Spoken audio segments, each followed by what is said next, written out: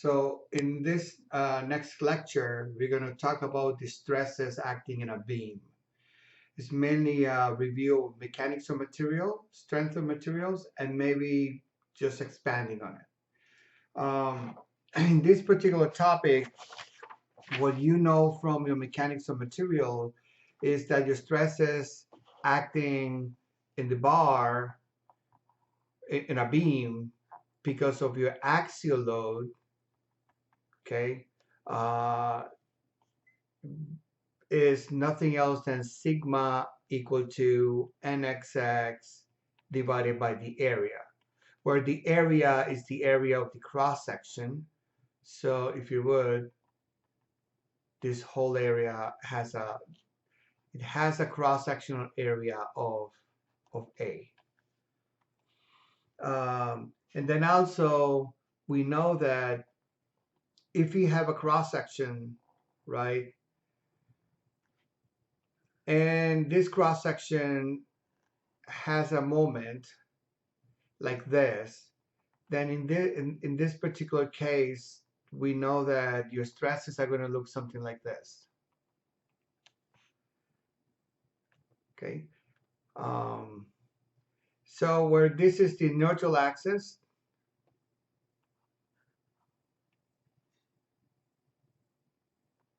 this is the neutral axis.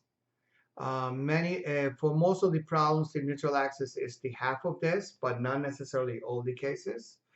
And we can see immediately that this side is in tension, this side is in compression. So when it's in compression, we will write it as M C over I. Let's call this C1. The distance from the neutral axis here is C1, and this distance call it C2. Then this sigma would be plus MC2 over I. Or we can also write this in a different way. Put the minus sign because this is in compression, plus this is in tension. M over Z1, we can call this M over Z2. This is sectional constant. I provide those constants in your book, in my notes, in page 324. Those are my handwritten notes that actually I included on the website. And what we are really interested here are these values over here. And you can see that you know what your Z looks like for your common cross sections. Typically, many cross sections that we work with are these right here, these three. And so those are the ones that we care for. However, if we had a trapezoid, in the case of a trapezoid, as an example, you have no other choice than finding the I and dividing the I by either C1 or C2. So you don't have a closed form solution for that. So this is the Z, is called the section modulus, okay? This is called the section modulus. And we're going to solve many, many problems using that. Okay, so the next topic that the other stresses that we use a lot are tau is equal to V over A effective. Okay, for our terminology, this may be Y, maybe Z, depending on the direction that's applied, and we will talk about the subscript for this in a moment. This is a typical cross-section. So in here, you can see that your area effective for this particular case is 2/3 of the cross-sectional area. Here, the area effective is equal to 3/4 times the area. Here, the area effective for this case is nothing else than A divided by 2. Here, the area effective is the area of the web. So these are the common approximations that we do, and many of these actually not even approximations, they're stacked closed form solutions. So this is V over A. And one thing that you have to keep in mind when you're solving this, that when you do V over A, this tau actually acts all the way along this. And so you're talking about a shear load that actually does that. However, when we take this approximation, we are assuming we are taking the average. Um, so what we are doing is we are basically taking the average of the whole shear load and saying this is all over V. Okay, so this is V over A. That's the only reason we can possibly do that. Otherwise, you have to use the VQ over IT, this formulation. However, for many, many engineering problems, the approximation to this, to be effective, is good enough for the problems that we solve. Okay, so the other stress that we use a lot is torsion. Torsion, again, you are very much familiar, is TC over J. Uh, However, another way that we use this a lot is T is equal to T over Q. And now is this going to be plus or minus, but we will talk about that in a moment, including the subscripts here as well. And the Q again is given by the table that I provided in my notes. And these are the typical cross sections for the nodes. Just be careful of this. This is 2 times A, and this is 2 times B. So if you have a cross section where this is A and this is B, you have to take half of that. That's what goes inside here. It's the half of that distance. Okay, just have to be cognizant of that. Okay, so these are the stresses, typical stresses acting on a beam. And one of the things I wanted to talk about now is how the stress is acting a cross section, a typical cross section of a beam.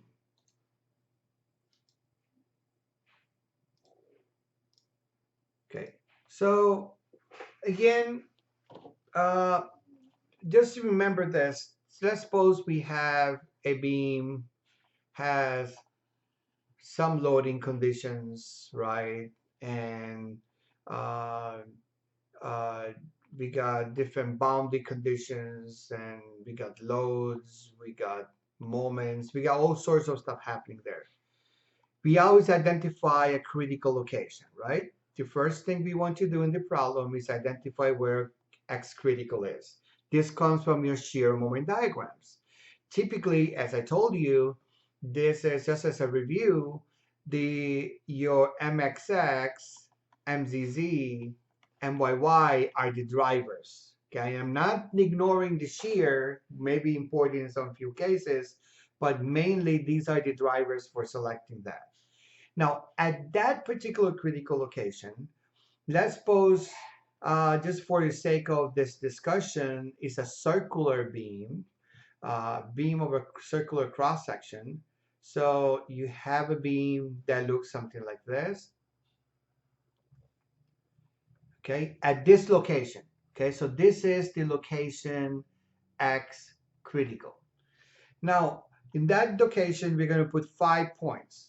Okay, point A, point B, point C, point D, and point E.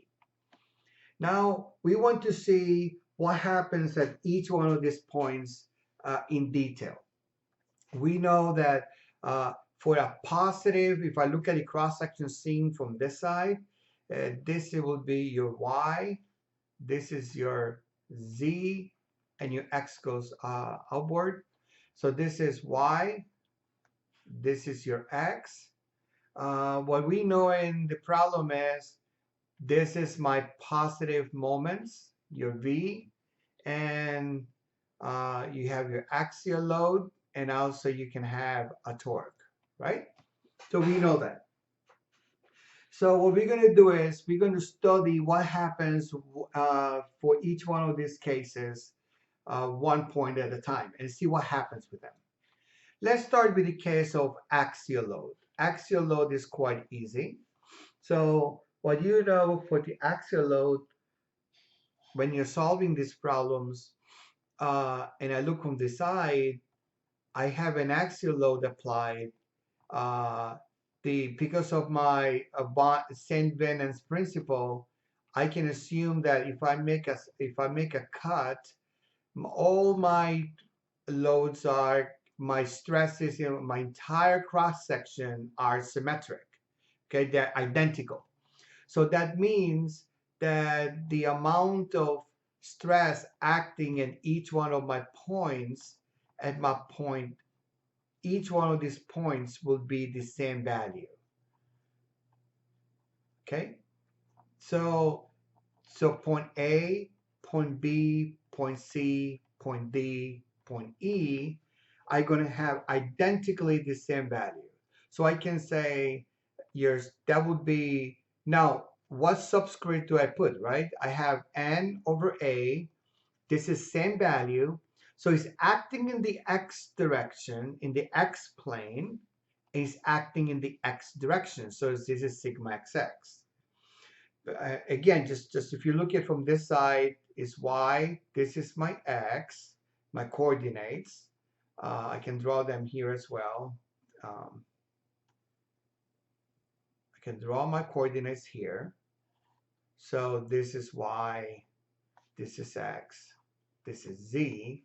And what we are saying is this value right here is acting in the X plane, which is normal to the X in the X direction. That's why this is, and this will be positive, assuming there's a positive load, okay? So all my points, if I was going to make a table, and let's make this table with point A, B, C, D, and E. So my sigma XX, pick up my axial load, okay, let's call this axial. This is axial load. In all the points is sigma XX A for axial, sigma XX A for axial, sigma XX sigma XX sigma XX This is for axial. Again, this small script A, we can go here and I'm placed this A. This is for axial.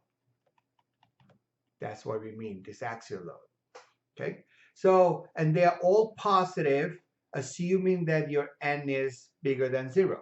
Okay, this is assuming that your load is bigger than 0, right? It's not going in the compressive direction. So this is what the axial load is going to look like.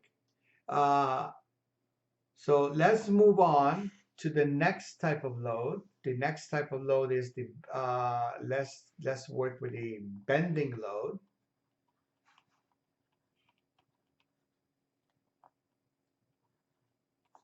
Now for the bending, I have a load applied.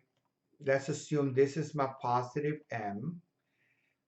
Okay, and because of Saint Venant's principle, I can show that my load variation looks something like this.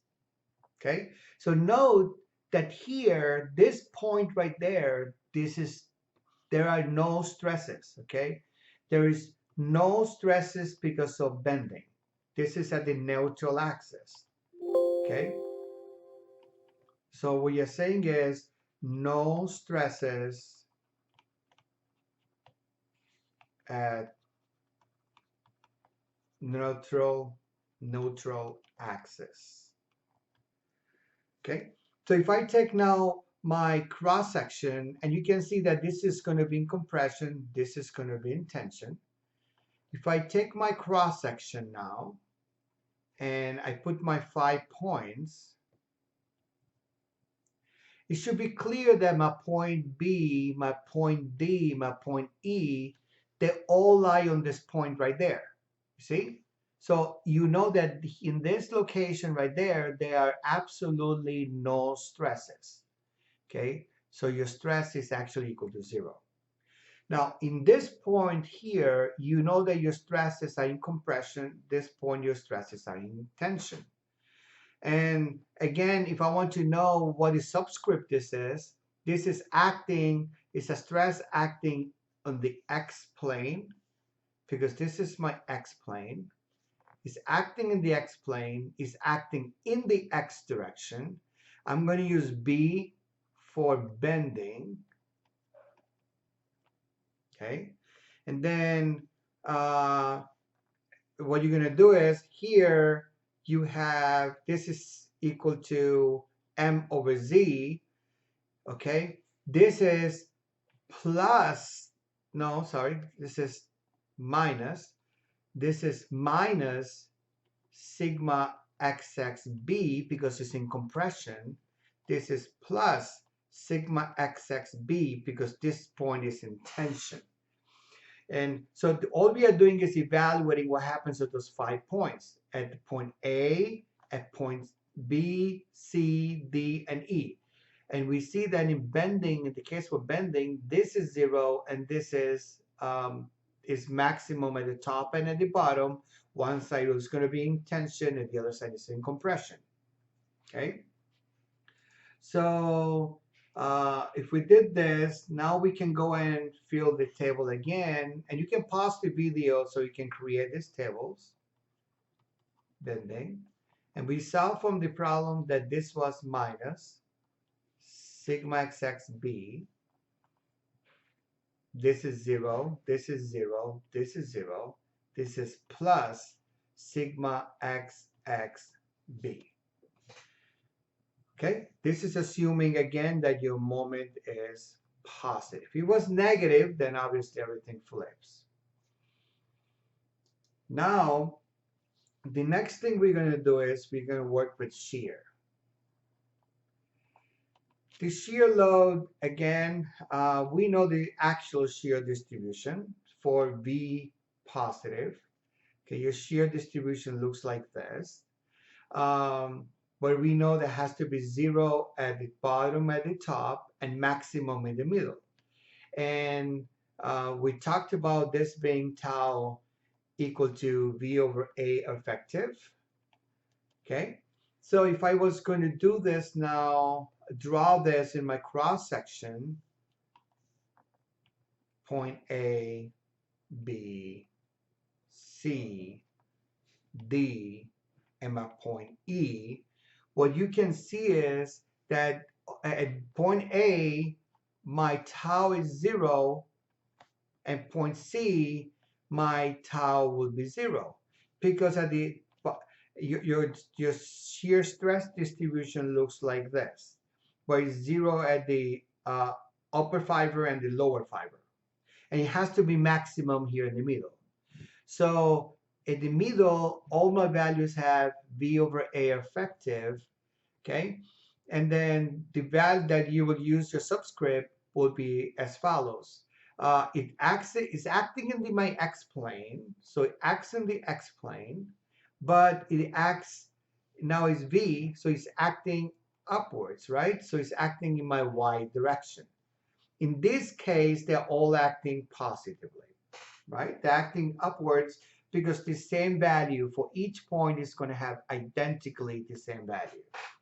So if I go back to my table, and now I keep adding to the table, and I say shear, okay, is tau xy, and I'm going to V as in shear, sorry, is 0 here, 0 there, is plus tau xyb plus tau xyb plus tau xyb.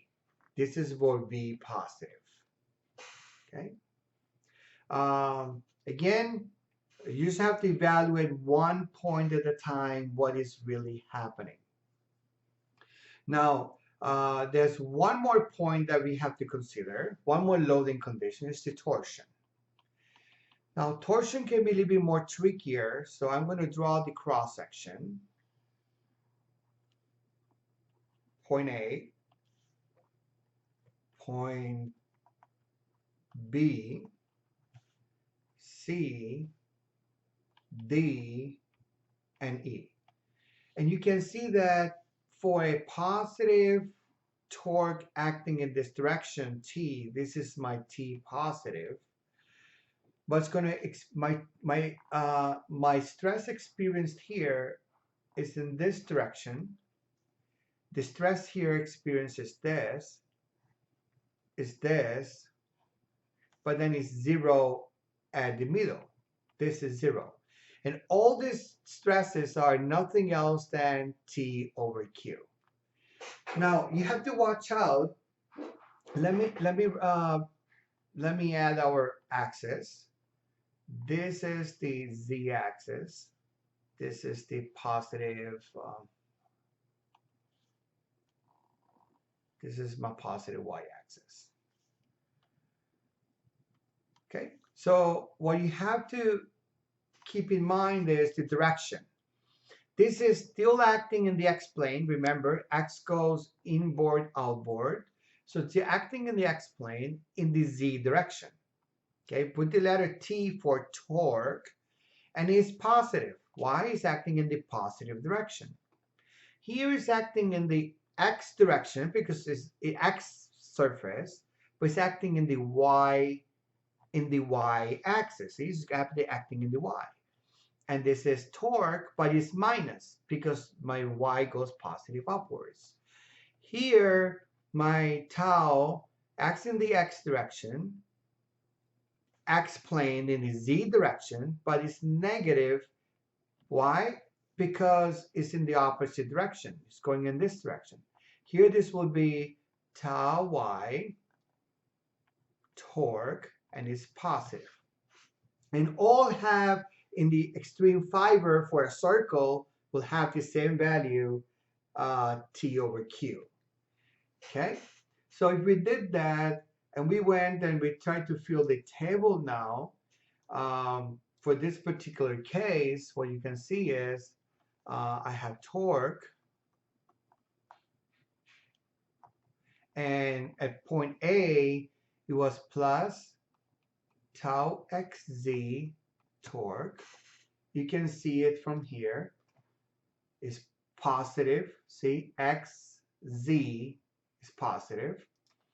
Then you have in the B, you have minus tau xyt minus tau xz torque plus tau xy torque, and then you have 0 in the middle. These all values come from doing a free body diagram, what happens to torque. Again, this is assuming a positive torque. If it's going in the opposite direction, all the directions change. Okay? So summarizing all these thoughts, just fixing these thoughts now, let's see what happened, what conclusions can we draw. For point A, what do we know? We know that point A, this is my point A. I know that my bending is going to be maximum. It's going to be critical. It's going to be minimum. But it's negative. I know that my axial load is going to be the same. I'm going to have torque, but zero shear. Or let's write it down right here below this table. We know in this particular case, here we have 0 shear, minimum bending, max axial, and max torque. Okay, all this happening in this at this point right here. Okay. At point B, we can see is that we have max shear, but we have 0 bending. We have max axial, and we have minimum torque. These values right here, minimum minimum, maximum, really, they're sign dependent, right? Because if it goes the opposite, this become max, become minimum, and this become max then. So we many times treat them as critical values. And then point C is basically it's very similar to this. I have zero shear. I have max bending. I have max axial load. And I have minimum torque, but it's actually maximum torque, right? The values are the same. What's going to change is just the sign. That's why I put a minus sign there. Here, this point right here, we know that we have maximum shear. We know this is zero bending, max axial, and max torque. Okay, this point, note that can never be critical. This can never be critical. Never. Why? You can see I don't have any of the moments. This is the only point that doesn't have any moments associated, so it's not even worth to check it. Okay, has zero torque, zero bending, maximum shear, and maximum axial load, but doesn't really say much. Okay, so with this said and done, I am going to do the following.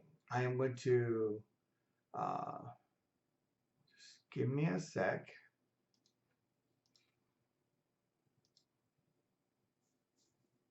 I'm going to use this point.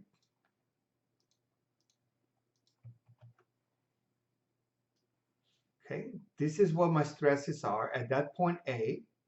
Let's build our stress. Your stress for point A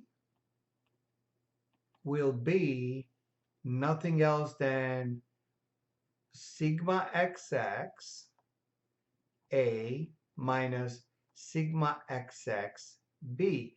This is sigma xx. The total thing here is sigma xx. So I have to add them up. I add this plus this. I don't have any other stresses, axial stresses. I don't have any stresses here. I don't have stresses here. I only have one stress plus tau xz and its torque. Tau xz and it is torque. Okay? So this is my point A. And then I want to do point C right here below this. I have a purpose for that. So let's go back to my table. Let me take my point C.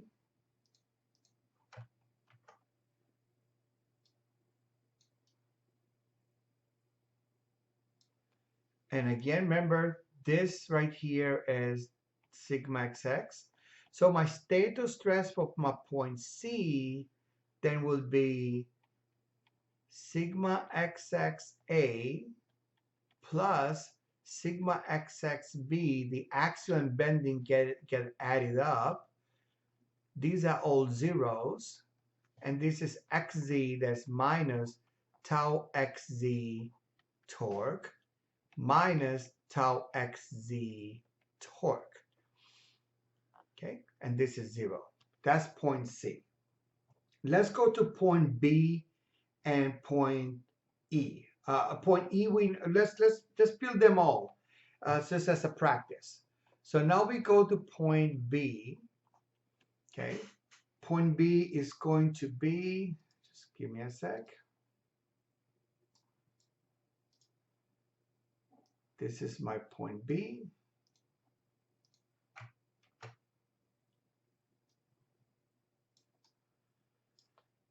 So when I do my point B, I see my point B, status stress at point B will be sigma xx axial plus tau xy minus tau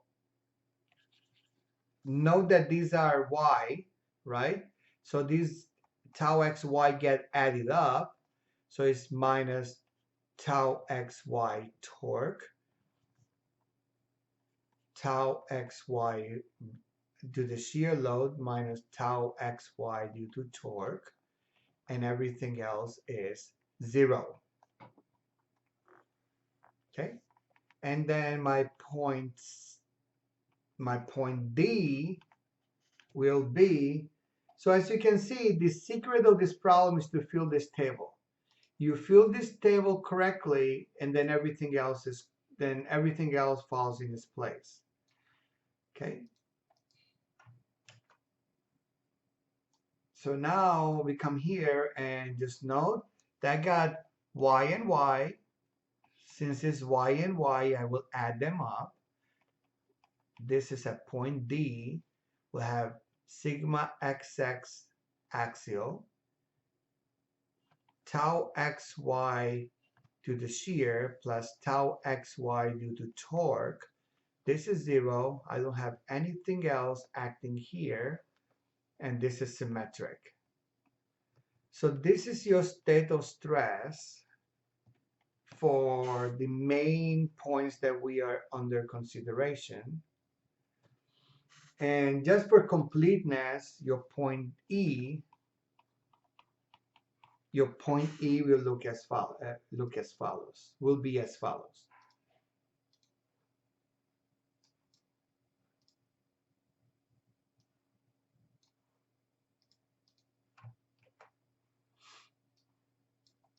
Okay, so this state of stress, E, is going to look like, this is EXX, A, tau xy v is all positive, everything else is 0. So this is the state of stress at point E.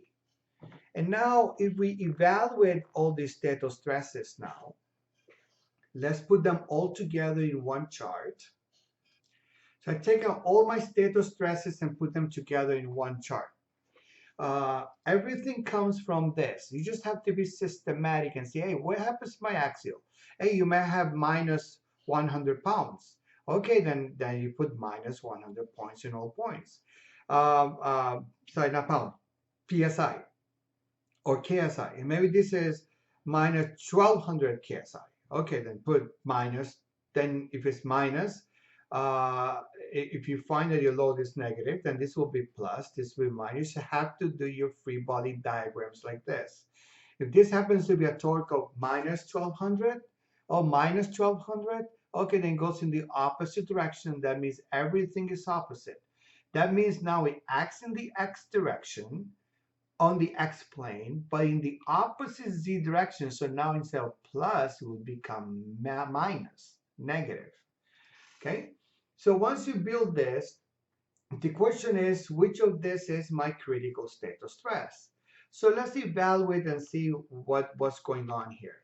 When you see this, you're going to realize that, wait a minute. First of all, remember, I care a lot for my bending, and I care a lot about my torque, because these are my big drivers. This is M over Z. This is T over Q. So here you see from all these state of stresses, my point E, and if we draw this circle just to have it, A, B, C, D, and E, what you can see is the only point, is exactly the only point here that actually does not have no bending stresses. So I know immediately these terms are included here, here, and so this one at least has the torque in it. This one doesn't even have it, so I know this cannot be a possibility. Now, if I compare these two, first of all, they're basically identical. Yeah, you might say I have a minus sign here, I have a plus sign there, right? You might say, well, what do we do with that? I got a minus and I have a plus. Well, ignore that. It doesn't matter. They're independent. They're not being added to anything. However, when you compare this term with this term, you can see here we are subtracting, they are adding. So this term is going to be higher than this term. Okay, for this particular loading condition, obviously point C is your maximum load. It is critical. When I compare these two, the same logic, the problem is almost identical. I got axial, I have axial. The only thing difference is these two values. Here the values are subtracted, here they are added. So this will be still bigger than this value. We end up with these two state of stresses. Now, here I have the same value torque. Remember, it's the same value, T over Q. So I have between this point and this one has the bending stress. This one does not. Then what I would say in this problem, this is my critical point. Okay, so this is the state of stress that is critical at X critical. Okay. That's how we actually do these problems. We are mainly interested in trying to find the whole purpose of these problems is trying to find which all we want to do is try to find at what location, what point is my design point. The design point will be the point in which your moments are maximum, and that particular point in the cross section gives you the maximum, the critical state of stress. So when we did this, and go back, we did this, we started the problem. I just want to review again. We did this, we found what your stresses look like. I told you what your Z's are. I tell you what your Q's are. And then I'm going to start filling in the blanks, okay? Then I start the axial load. Axial load, I know in this case, assuming that N was positive, then for N positive, this gives me all positive values. Then I go with my mole bending.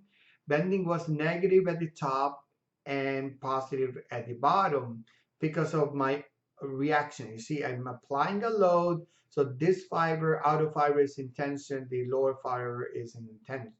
It's in compression at the top and in tension at the lower fiber. Then when we do this, that's why I put a minus there and a plus there.